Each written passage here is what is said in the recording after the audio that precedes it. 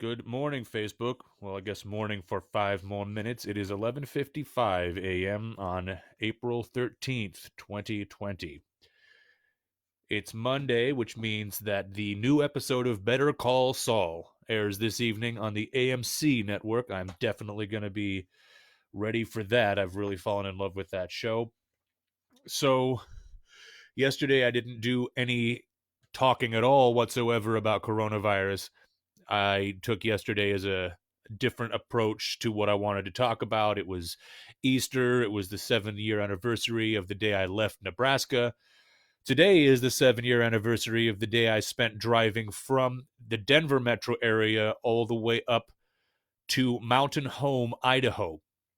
That was a very long, very ugly drive. And if any of my friends out there have experienced the drive on Interstate 80 across southern Wyoming, I think that up until I had that experience, I didn't fully appreciate the meaning of the word desolate, but that has got to be it. And that was not a fun experience, but I'm going to talk about that maybe a little later. For today, I wanted to dive right in with the most up to date figures of coronavirus. So, to begin, it looks like we have a grand total of 1,898,847 cases worldwide of coronavirus, and we have lost worldwide 117,787 people have died. 117,787 deaths from coronavirus as of today. So, in the United States, as of today, we are sitting at 573,827 cases with 22,950 fatalities as of today. New York remains by far the hardest hit. They are currently sitting at 195,031 cases and 10,056 deaths in the state of New York alone. Here in Washington State, we are sitting at 13th place out of all the 50 states ranked from worst to least affected. Currently, the state of Washington has surpassed 10,000 cases. We are at 10,530 cases, and 508 Washingtonians have lost their lives to coronavirus. And just to examine my old home state of Nebraska, 814 cases, and Nebraska has lost 17 people. The least affected state in the country remains Wyoming. They have a total of 270 cases and have lost 0 lives in the state of Wyoming. Now, looking at a graph which illustrates the curve of this, the number of new cases, there are still new cases being reported. But it appears that the number of new cases across the board has begun to decrease.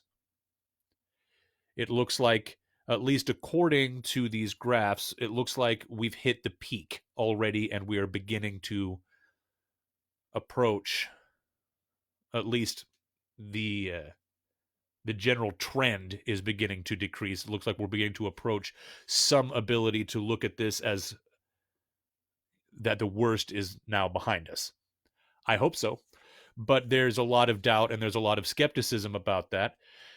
It might be morbid or alarmist to say it, but I feel like there is a strong faction of people within our country who don't want this lockdown to end.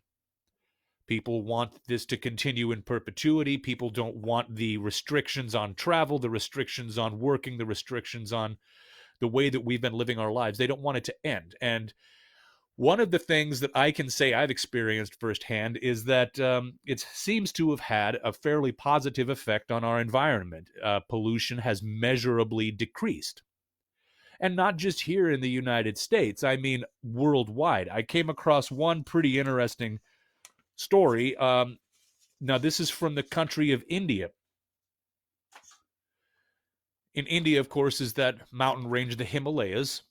India is known for being a very badly polluted country. But because of the restrictions that their government have placed on them, that pollution has improved so much that the Himalayan mountain range is now visible in some places from over 100 miles away to people who hadn't seen it literally in decades. This is a story from thehill.com. This is about 4 days old. This came out on April 9th.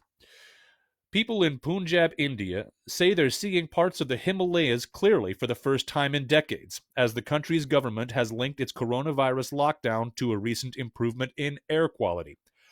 A report released by the country's Central Pollution Control Board late last month said the nationwide curfew implemented on March 22nd and the subsequent lockdown ordered by Prime Minister Narendra Modi 2 days later resulted in significant improvement in air quality in the country, as revealed by data analysts and comparison of data for time before enforcement of restrictions. As a result, according to CNN, some parts of the Himalayas can currently be seen from over 100 miles away. One person in Punjab shared photos showing peaks of the mountain they say were captured from their rooftop, saying, quote, "For the first time in almost 30 years, could clearly see the Himalayas due to India's lockdown, clearing air pollution."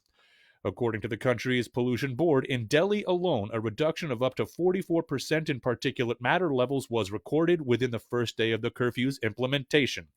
The board said in the report that the reduction in number of on-road vehicles resulted in up to 51% in NOx levels and 32% in, I don't know what NOx is. Is that supposed to be a chemical abbreviation? NOx levels and 32% reduction in CO levels during March 22nd through 23rd, 2020, as compared to March 21st, 2020. According to the latest Johns Hopkins University data, over 6,200 cases of the coronavirus have been confirmed in India out of nearly 1.5 million cases reported worldwide as of Thursday morning. More than 180 people have died from the coronavirus in that country, which has also reported over 560 recoveries. So there are also graphs and maps, satellite imagery maps that I've seen showing the pollution decrease in the eastern seaboard regions. The hot spots on there for pollution prior to our national lockdown were New York and Toronto. Those were the two spots that jumped out the most, and those have both visibly decreased in terms of pollution because of the decrease in activity.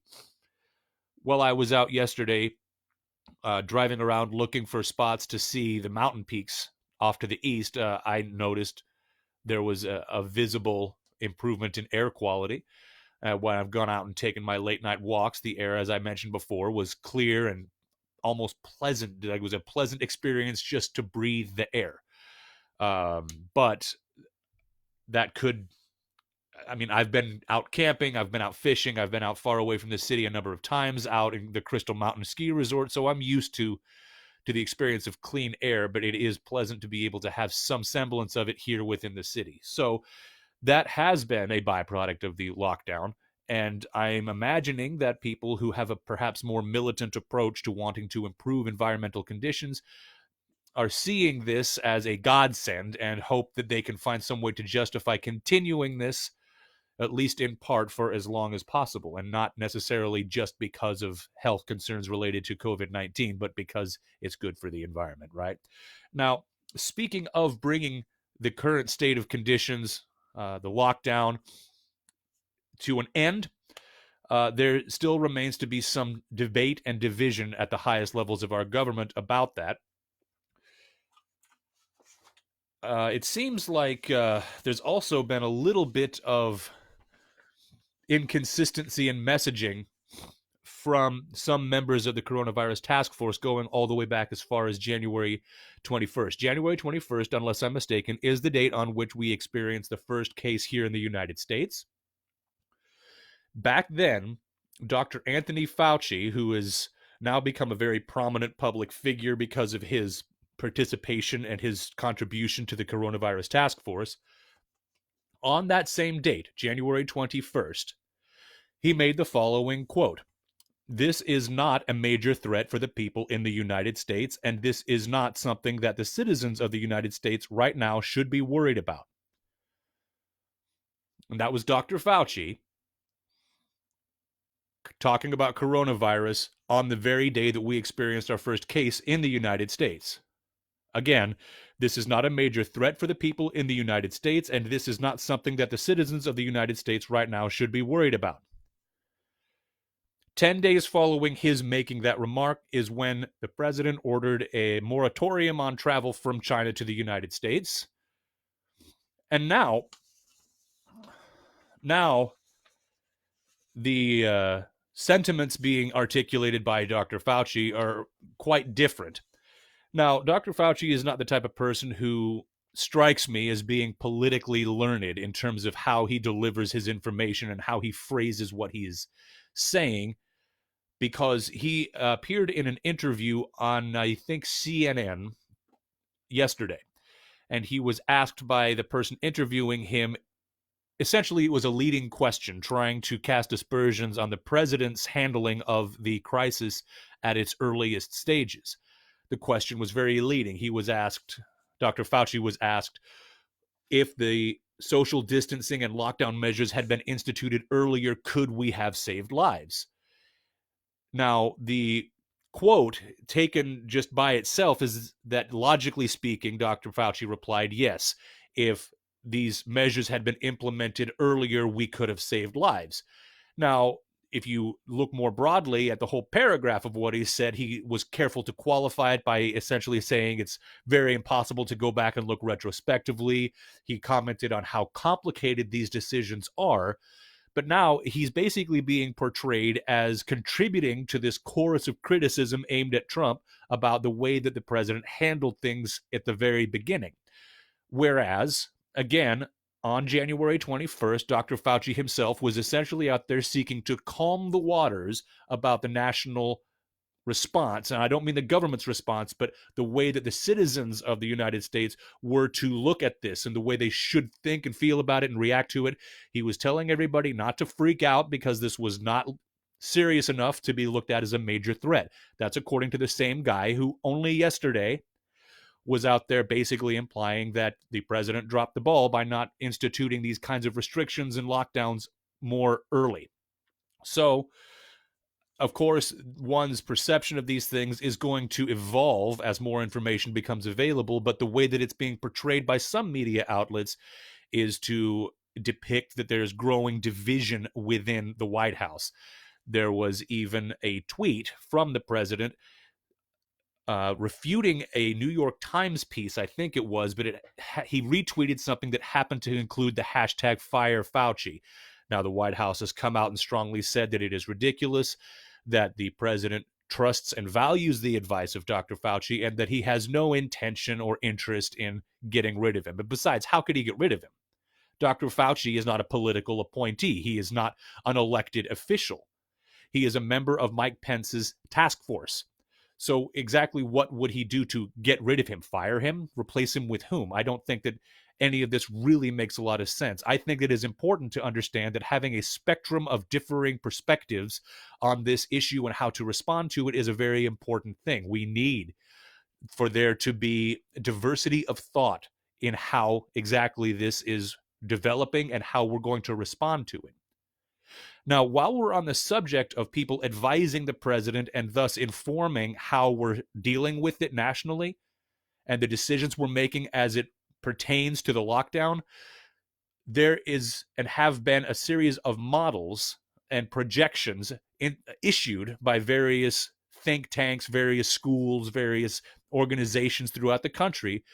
They are the ones delivering the information which is being used to inform the decisions about how we mitigate it. And it seems to me that the foremost of these is an institution right here in the state of Washington, which is headed by a fellow named Chris Murray.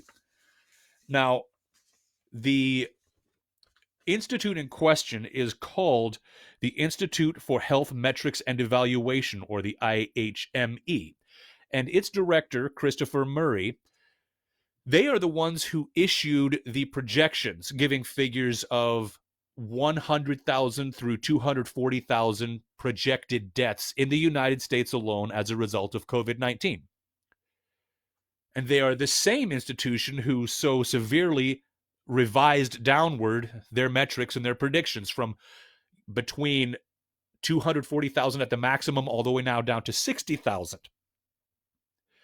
The same fellow, Christopher Murray, the director of the the Institute for Health Metrics and Evaluation, went on television yesterday for the Sunday morning news circuit and has made the following statement. This is a direct quote from Director Christopher Murray of the IHME. Quote, "The first thing we've done on this is if you opened up the entire country May 1st, then we would very clearly have a rebound. We don't think the capability in the states exists yet to deal with that volume of cases. And so by July or August, we could be back in the same situation we are now. I think what Dr. Fauci was talking about this morning is that different states are on different timings. Maybe some states can open up mid-May, but we have to be very careful and make sure that we don't lose all the effort that the American people have put into closures by premature opening." Well, so May 1st is going to be too soon, according to this guy. According to this guy who leads the organization that gave us these apocalyptic predictions, these death tolls in the United States as high as 240,000. That's the same information that indicated that had we done nothing, had we instituted no mitigation, that the United States death toll alone could have reached above 2 million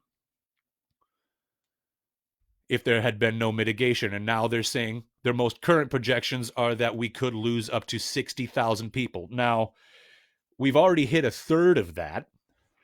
Let me see if I have that. Yeah, 22,950 deaths nationwide as of this morning. So we're already over the point of 1/3 of the total projected deaths, which I think that number is looking out as far ahead as August. So these models have been shown to vary a lot. They issue one number and then they revise it way down.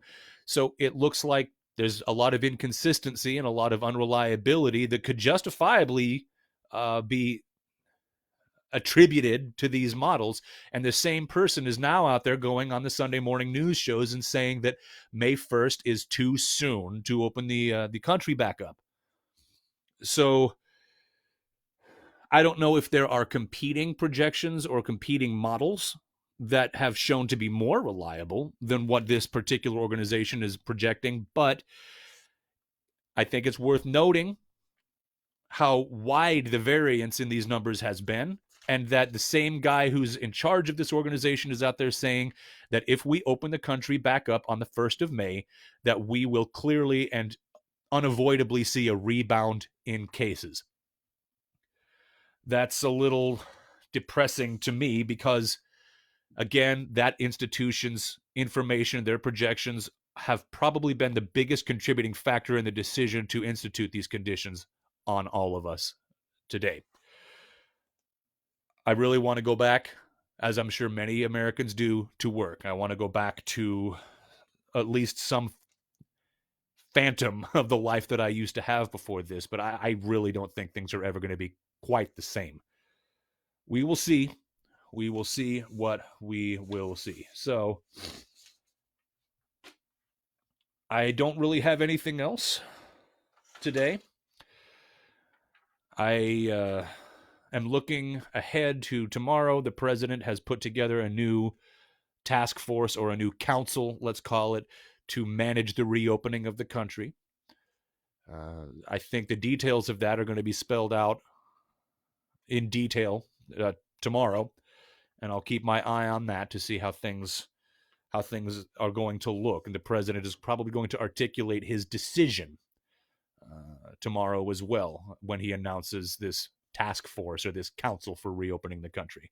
there's a lot coming, there's a lot happening, and we need to be as vigilant as we can, keep as independently informed as we can, and continue, of course, to be as cautious as possible so that everybody can continue staying safe.